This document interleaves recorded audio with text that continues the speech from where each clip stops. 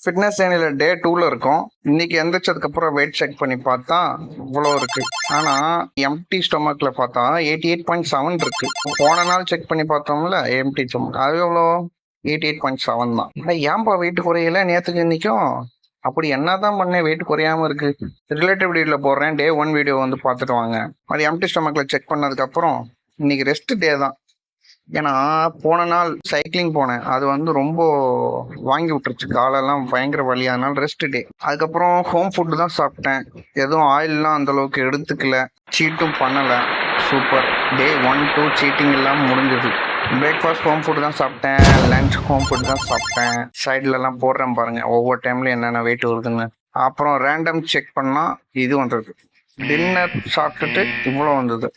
அப்புறம் bed time போய் பார்த்தா 89.5.